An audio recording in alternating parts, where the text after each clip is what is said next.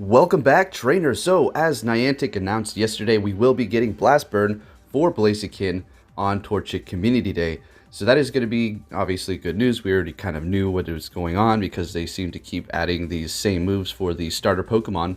But we were also wondering, are we going to get Blaze Kick? And they did confirm we will be able to TM that on Community Day and onwards. You don't need to worry about, the 1 hour period afterwards. Once Community Day is over, you will be able to TM Blaziken to get Blaze Kick. And there's great news. In case you missed Community Day for some reason and are unable to trade anybody one of these Blastburn Blazikens, Blaze Kick is going to be pretty good, almost on par with Blastburn. So with that said, let's go ahead and look at some of the data that has been released regarding Blaze Kick's data and what is it going to actually look like, the performance in PvP and in PvE. Let's go ahead and take a look at something on Reddit.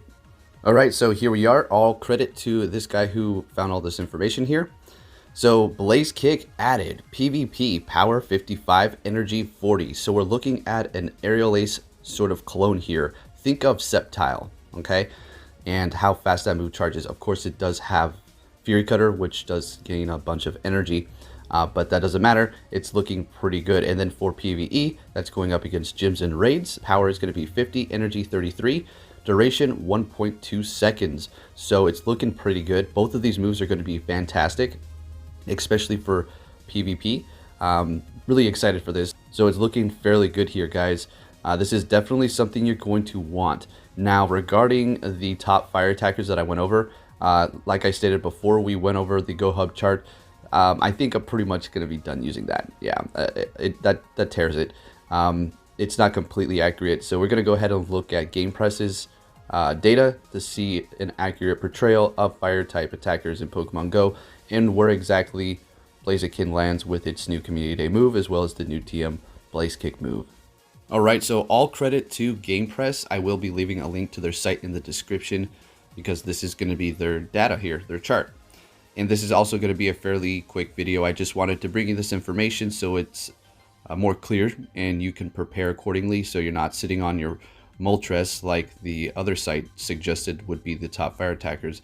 Alright, so we have Blaziken at the top, right? Fire Spin and Blastburn looking great. And then we have up next Fire Spin and Blaze Kick. So as you can see for Blastburn and Blaziken, it's going to be at 17.247. And then for Blaziken, it's going to be at 17.097. So it's not too far behind for that Blaze Kick. It's looking great. So awesome. And then we have Moltres with Fire Spin and Overheat sitting at 16. Charizard, Fire Spin and Blastburn sitting at 15, almost 16. Then Flareon with Fire Spin and Overheat sitting at 15. Blaziken, Fire Spin and Overheat. That's going to be no new move, no Community Day move or anything like that, sitting at 15. And then Entei, Fire Spin and Overheat. Entei with Fire Ping and Overheat, Flareon, Fire Spin, Flamethrower, Charizard, Ember, and Fire Blast. So if you're wondering, okay, well, do I want a bunch of these? Well, if you're looking for the strongest fire attackers, yeah, you may want to make a few of these. Now, it's not going to last the longest. It's got some, the TDO is not going to be the best, as you can see. Moltres is going to be able to survive a little bit longer. So if you do have those powered up, like we went over in our last video regarding that bit of information was not off, it will be one of your still best fire attackers to have. That's going to be Moltres. Another thing to take note of is Charizard and Moltres are both going to be resisting grass 2 times because of the flying and fire type. So if you're going up against some sort of grass raid boss using grass type moves, you will be able to survive a significant amount of time longer than Blaziken will. But on the other hand, if you did have a full team of Blaziken, much like Rampardos, which is a glass cannon, but it's so strong in its typing regard, that Blaziken will be kind of like that in a sense. So take note of it. If you did power up a bunch of other fire type Pokemon, it's all good. They're still going to be fantastic, but Blaziken is something you're definitely going to want to look into in the future and prepare yourself with a few of these if you're trying to short man raids and just bring that extra damage into the raid group.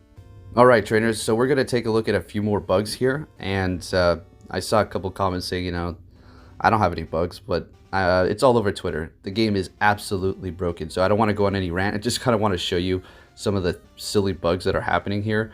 So there is one where the Pokemon are just faced straight up in a gym. Let's see what happens here. And I do believe this is happening for raids as well. And I did revert back to the older Pokemon version, and I did do quite a few battles last night with one of my friends, so I can PvP currently, thank goodness.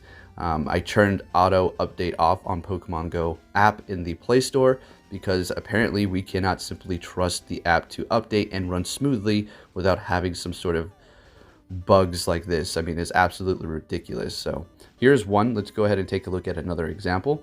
All right, here we have Kato. She did hatch, or was powering up a Torchic, and then hatched an egg, and then this occurred. Now this isn't a horrible issue. It's a bug that shouldn't be here. It looks quite silly, and it is very humorous for sure, and that's why I'm not going on some big rant. And basically, this is it, right? That's it in a nutshell, right there. Let's take a look at another example, and here we go. I mean, these bugs are absolutely hilarious, I must admit. I am cracking up over here, and I just want to know what is going through Niantic Labs' head at this point. I'm going to say this one more time. Do you guys test your app before you even release it? Or do you just patch something, assume the game's running smoothly, and just throw it out for the world, and then this happens? All right, so no rant, just discussion here. Pretty silly. Anyways, there you go. More bugs, and no, this was not simply happening to me. I'm well aware now that you guys have been commenting that you are running into the same issue as well. And if I did know to revert back to my old APK, then I would have done so at the tournament. Oh my goodness, in a heartbeat. But you live and you learn, things happen, and yeah, it's just the way life goes sometimes. And we also have this new feature, which we were wondering, are we going to get that legacy TM that we all wanted? How is it going to work? And somebody said, well, they think it's possibly going to just request, do you really want to change this legacy move on a Pokemon? And actually, you were correct. All right, so I don't see us getting any sort of special TM at this point. It was simply for us to not remove a legacy move. Now, this is going to be on a Haunter. This is not going to be for a special event like the Gengar. So it's going to be for any legacy, apparently. It will prompt you to ask, do you want to actually change this? Which is pretty nice, I will admit. That's a pretty good feature.